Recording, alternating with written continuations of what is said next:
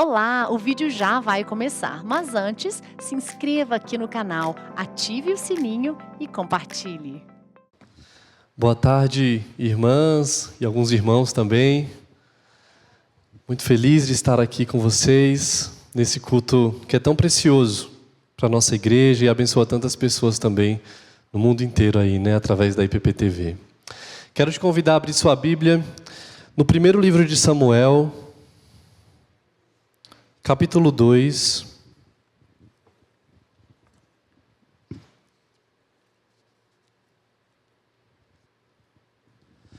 Primeiro livro de Samuel, capítulo 2, nós leremos apenas o verso 1, mas você pode manter a sua Bíblia aberta, porque iremos mostrar algumas coisas também do primeiro capítulo. 1 Samuel 2, verso 1, diz assim a palavra do Senhor. Então orou Ana e disse: O meu coração se regozija no Senhor, a minha força está exaltada no Senhor. A minha boca se ri dos meus inimigos, porquanto me alegro na tua salvação. Amém.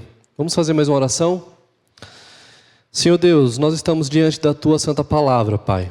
Muito obrigado porque temos o privilégio de conhecê-la, sermos encorajados por ela, sermos exortados, sermos animados. E queremos que o Senhor tenha algo a falar conosco nessa tarde, Pai. Por isso, que em nome de Jesus, o Senhor fale aos nossos corações, Deus. O Senhor possa trabalhar na nossa vida, possa nos ensinar a confiar em Ti, que através da história e da vida de Ana, nós possamos dobrar os nossos joelhos e nos render diante do único Deus poderoso, que é o Senhor. Essa é a nossa oração em nome de Jesus. Amém. A maioria dos irmãos já conhece essa história, conhece a história de Ana, mas vou fazer uma recapitulação aqui, para quem ainda nunca ouviu falar sobre Ana. O livro de Samuel inicia nos apresentando o personagem Eucana, um homem que tinha duas mulheres, Ana e Penina. Só o fato dele ter duas mulheres, a gente já sabe que o negócio não ia dar certo, né? E realmente não deu. O texto diz que Penina era uma mulher que tinha muitos filhos e Ana era uma mulher estéril. E Penina provocava Ana por causa da sua esterilidade. Fazia de tudo para entristecer o coração de Ana. Fazia de tudo para humilhar a Ana. E o texto diz que Ana se entristecia com isso. Ana chorava, não queria comer. E várias vezes o texto relata sobre a tristeza do coração de Ana. Mostra também que Ana fazia orações ao Senhor. E entre essas orações, ela clamava a Deus que, apesar da sua esterilidade, o Senhor lhe desse um filho. E aí mostra que Ana é uma mulher esperança.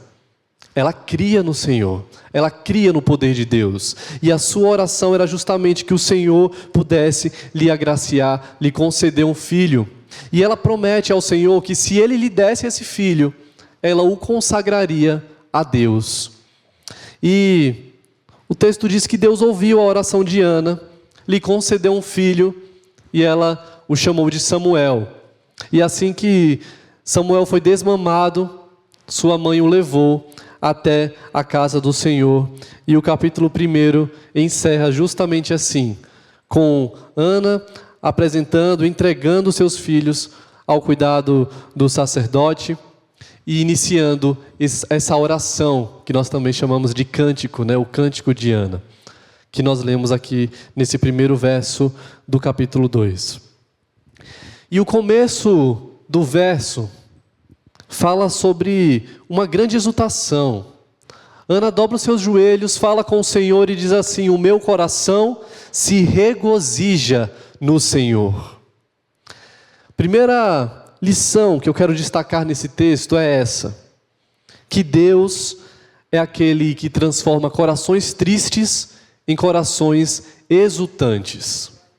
Veja só que alguns versículos atrás nós vemos Ana com o coração angustiado, Ana triste, clamando ao Senhor por misericórdia. Tem nesse primeiro capítulo aqui, aquele episódio que nós conhecemos de Eli. Eli vê Ana orando ao Senhor. Não saíam palavras da sua boca, mas a sua boca se movia. A Bíblia diz que o seu coração falava, os seus lábios se moviam, mas não havia voz audível. Eli vê Ana lá orando e acha que ela está bêbada. Até que Ana fala para ele: eu não estou bêbada, sacerdote. O que acontece é que eu estou orando ao Senhor, eu sou uma mulher atribulada de espírito. Veja o tamanho da angústia do coração de Ana. Ela rasgava o seu coração diante do Senhor, ela orava com sinceridade ao Senhor, e ela mesma se descrevia como uma mulher atribulada. Alguns versos depois, o cenário muda. Ana agora está completamente exultante no Senhor.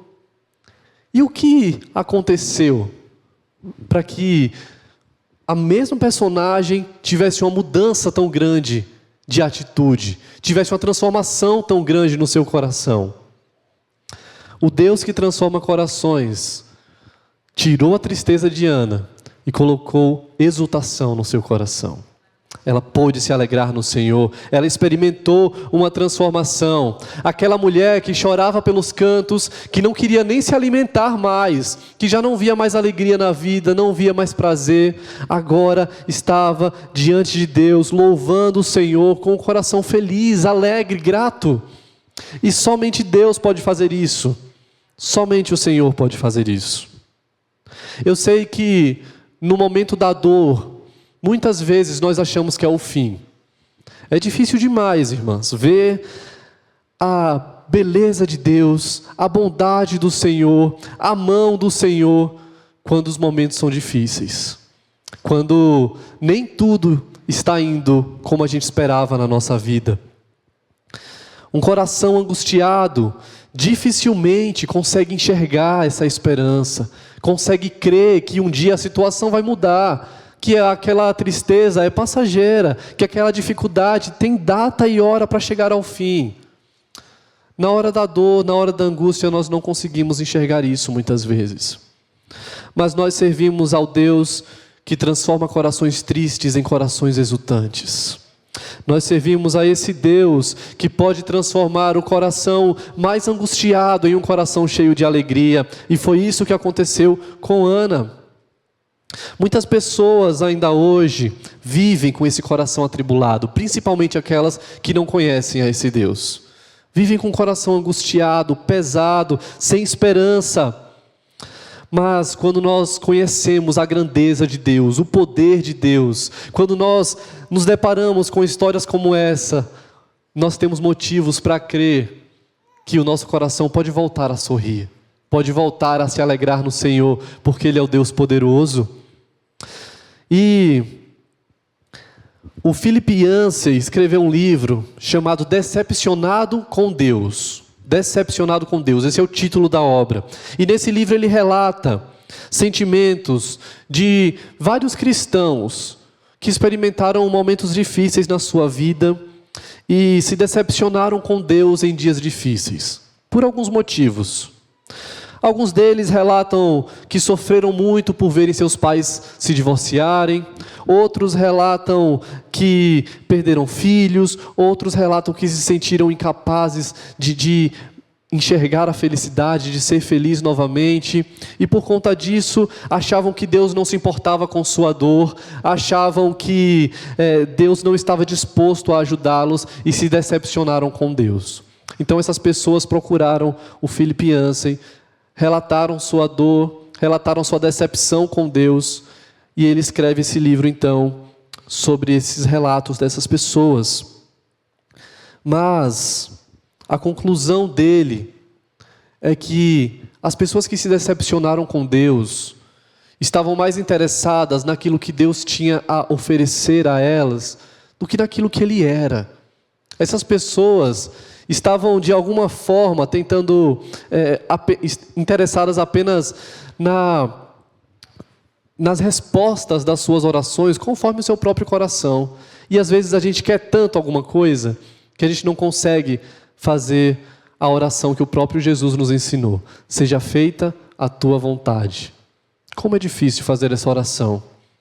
Como é difícil quando nós queremos tanto algo, achamos que é tão genuíno o nosso desejo, que não tem por que não ser da vontade de Deus. E muitas vezes a oração é assim, né? Que seja feita a minha vontade. Eu sei o que é melhor para a minha vida. Mas essa não deve ser a nossa oração. Um cristão que confia no Senhor, ora, seja feita a tua vontade. E nós precisamos aprender que Deus é Deus também no sofrimento. Ele continua sendo Deus, Ele continua sendo soberano no nosso sofrimento. Ainda que a gente não entenda os seus propósitos, ainda que a gente não consiga inteligivelmente discernir as coisas, entender o que está acontecendo, ainda assim Deus é soberano. E a Bíblia é clara aqui no livro de Samuel em nos mostrar que foi o próprio Deus quem fechou o ventre de Ana. Isso está escrito no capítulo 1, no verso 6, quando ele fala sobre Penina, né? A sua rival, Penina, a procurava excessivamente para irritar, porquanto o Senhor lhe havia cerrado a madre. O próprio Deus era o responsável por aquela esterilidade na vida de Ana. E o momento em que Ana esteve estéril foi um momento de profundo tratamento na vida dela. Foi um momento em que ela pôde se mover em oração. Nós vemos que, enquanto Ana esperava, desejava por esse filho, e esse filho não vinha, foram momentos de quebrantamento diante do Senhor, de intimidade com Deus. Foi um tempo dela exercitar a sua fé, exercitar a sua confiança em Deus. E por isso, se você por algum motivo está angustiado, se você por algum motivo se sente desprezado, se por algum motivo há uma tristeza dentro do seu coração, então você está no momento certo para dobrar os seus joelhos e clamar ao Senhor por restauração. A solução não é se revoltar contra Deus. Não é fazer como aquelas pessoas e relatarem que está decepcionada com Deus. Essa não é a solução para os nossos problemas. Na hora da dor, nós devemos dobrar os nossos joelhos e clamar ao Senhor pelo seu favor. Note que Ana fez isso e ela não esperou a sua oração ser atendida para que ela pudesse enxugar as suas lágrimas, para que ela pudesse mudar a sua postura. Veja no verso 18 do capítulo 1, quando diz assim: assim a mulher se foi seu caminho e comeu, e o seu semblante já não era triste. Depois de orar ao Senhor, depois de rasgar o seu coração diante de Deus, o semblante de Ana mudou. As suas preocupações foram colocadas diante daquele que era o único capaz de resolver o seu problema. Então aquela mulher que nem comia mais, passou a comer, o seu semblante mudou, voltou a ser feliz, antes da sua oração ser respondida, porque ela confiou no Senhor. Não espere, irmãos, que aquilo que você tanto deseja aconteça para só então ser grato a Deus. Nós falamos aqui que vocês estão aprendendo sobre contentamento, né? E contentamento é isso. Não é apenas nos dias de bonança. O contentamento, ele é provado justamente nos momentos difíceis. Justamente na hora da dor. Você precisa enxergar a bondade do Senhor. Você precisa estar contente em Deus. Porque tenha certeza de uma coisa: Ele tem te abençoado de diversas maneiras. E quantas vezes não enxergamos as bênçãos do Senhor na nossa vida? Mas Ele tem te abençoado. Ele tem abençoado a sua casa e a sua vida. Por isso, a oração é esse remédio da alma angustiada.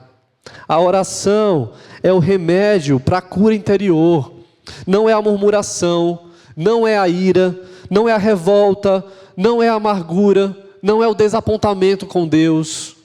O que pode solucionar um coração triste, amargurado, é a oração, é a dependência de Deus, é colocar diante dele as suas preocupações.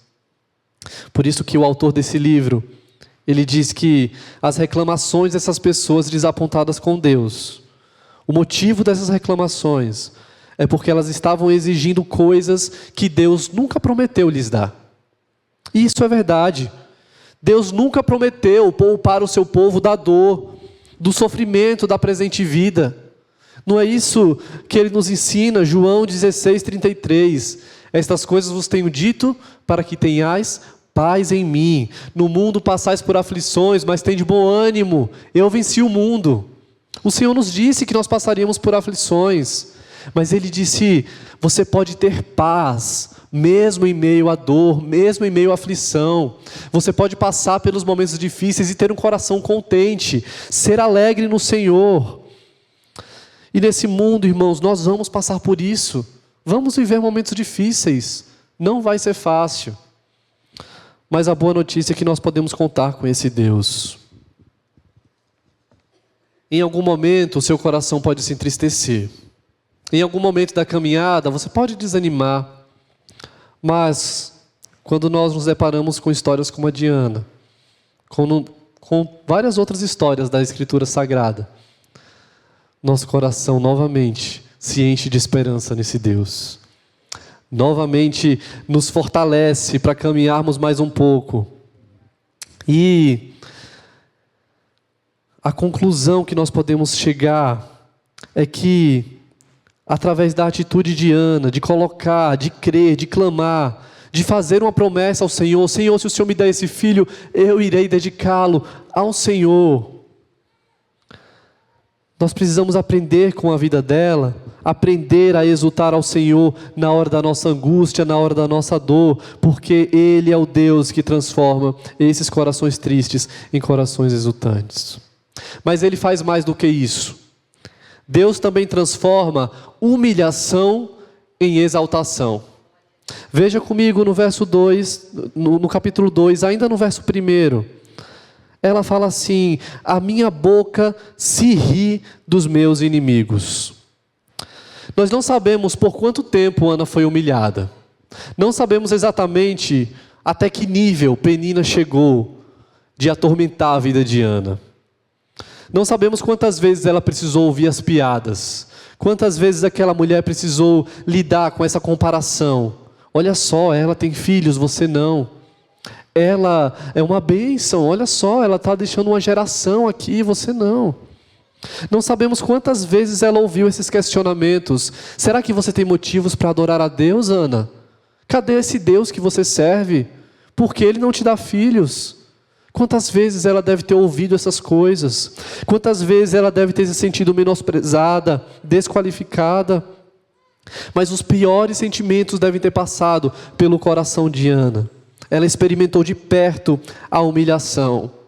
Mas no tempo certo, não no tempo que ela desejava, mas no tempo de Deus, Ana teve a sua vergonha removida. Ela pôde levantar a cabeça por causa do que o Senhor fez por ela. O Senhor honrou a sua serva. Ele, então, permitiu que a boca de Ana se enchesse de riso. A mulher que há tanto tempo havia sendo humilhada, agora poderia se alegrar no Senhor. Ela viu com seus próprios olhos o Senhor fazer justiça. O nosso Deus é justo. E muitas vezes, ao sermos humilhados, ao sermos questionados, ao termos alguma intriga, alguma pessoa querendo nos colocar para baixo, nos desanimar, nós queremos fazer justiça com nossas próprias mãos. Nós queremos ir lá e dar o troco. Nós achamos que podemos resolver a situação dessa maneira, no grito, na força. Queremos dar o troco em quem nos ofende. Queremos resolver na confusão.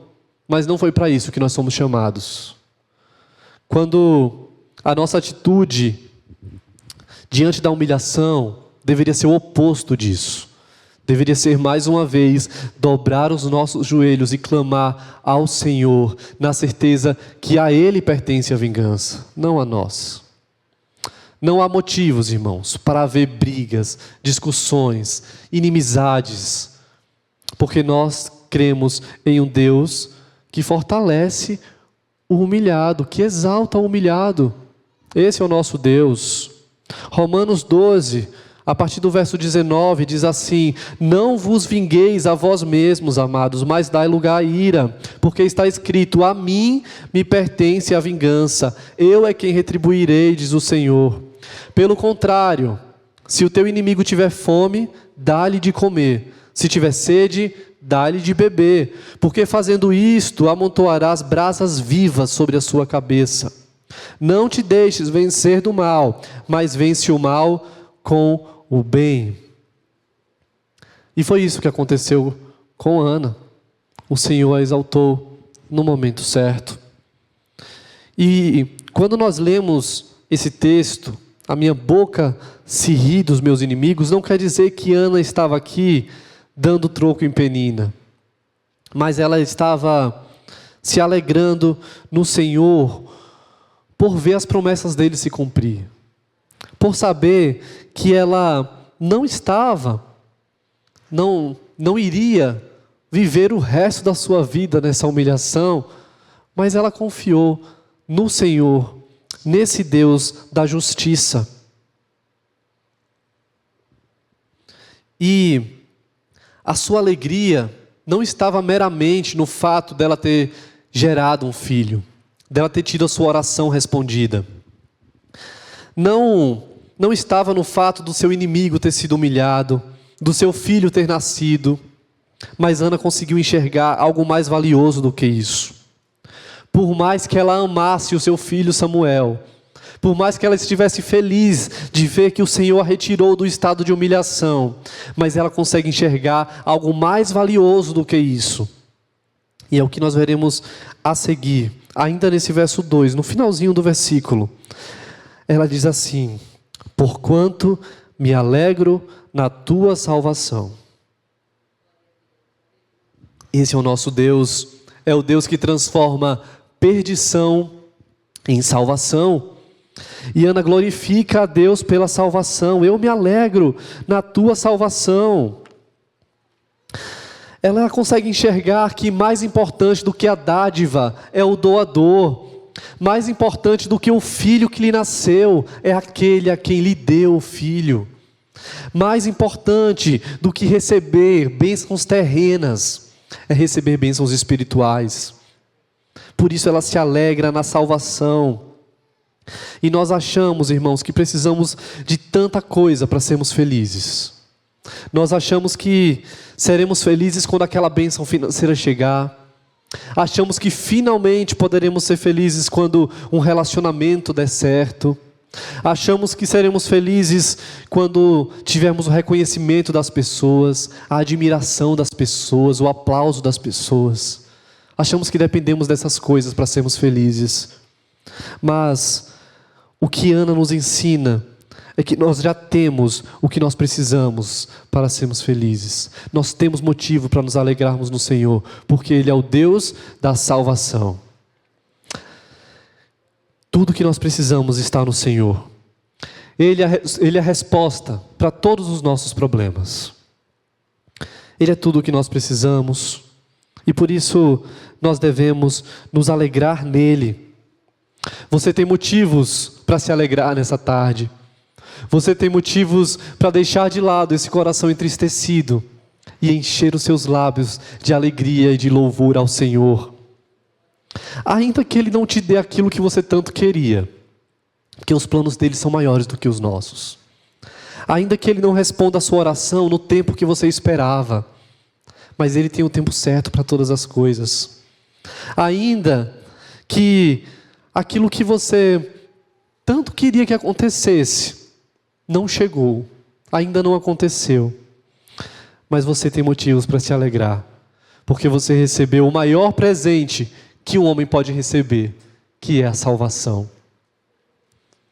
João 3,16, o versículo que mais conhecemos, mas que poucas vezes nós trazemos isso para dentro do nosso coração. Deus amou tanto o mundo, que deu o seu único Filho, para que todo aquele que nele crê não pereça, mas tenha a vida eterna. Esse é o presente, nós temos a vida eterna, a salvação em Cristo Jesus. E isso é motivo para nos alegrarmos. Assim como Ana, eu me alegro na tua salvação. Eu me alegro porque Jesus Cristo veio ao mundo e me garantiu isso, me garantiu a salvação. Por isso, se o seu coração nessa tarde está entristecido, coloque-o aos pés do Salvador. Se há algo que te entristece, te desanima, se você está sendo perseguido por alguém, se alguém te deixa para baixo, coloque isso aos pés do Salvador. Não busque justiça pelas suas próprias mãos, mas creia no Deus que transforma um coração triste em um coração exultante, que exalta o humilhado, que transforma a perdição em salvação. Creia nesse Deus, o único que é capaz de transformar a nossa vida, nos dá esperança e alegria para viver. O primeiro hino que nós cantamos falou isso. Eu tenho Cristo em minha vida, eu tenho tudo, nada me falta. Você crê nisso de verdade? Que se você tem Cristo, nada te falta? Que se você tem Cristo, ainda que os dias sejam difíceis, ainda que as pessoas ao seu redor sejam complicadas, ainda que as pessoas te machuquem, você tem tudo o que você precisa para ser feliz. Você tem motivos para não viver deprimido num quarto, porque você tem a salvação, você tem Cristo Jesus, e isso nos basta. Isso é tudo. Que possamos aprender com Ana e encher os nossos lábios de louvor e gratidão a esse Deus. Vamos fazer uma oração e agradecê-lo por isso. Jesus, obrigado, Pai, porque o Senhor tem poder para enxugar as lágrimas do teu povo. O Senhor tem poder para transformar um coração entristecido em um coração exultante, Pai. Obrigado porque em Ti nós temos a certeza de que a justiça virá, que o humilhado, ele será exaltado pelo Senhor. Obrigado porque em Ti nós temos a certeza da salvação. Obrigado pelo Teu Filho Jesus Cristo, que naquela cruz nos reconciliou com o Senhor. E hoje temos livre acesso a Ti, e podemos nos reunir como igreja, entoar louvores, encher o nosso coração de alegria, e que em nome de Jesus, se nessa tarde há algum coração entristecido, que ele possa experimentar da Tua paz, da Tua alegria, que ele possa ser restaurado pelo poder do Teu Espírito Santo. Que cada pessoa que nos assiste nessa transmissão possa experimentar da alegria da salvação, que só o Senhor pode nos dar, Pai. Obrigado pelo privilégio de sermos o Teu povo, sermos os Teus filhos, e que a nossa vida seja uma resposta de contentamento, de gratidão por tantas bênçãos derramadas, Pai. Mesmo que aquilo que nós tanto temos pedido em oração ao Senhor ainda não tenha chegado, que o Senhor nos ensine a ter um coração contente, nos ensine a sermos gratos e a confiar no Senhor. Em nome de Jesus. Amém.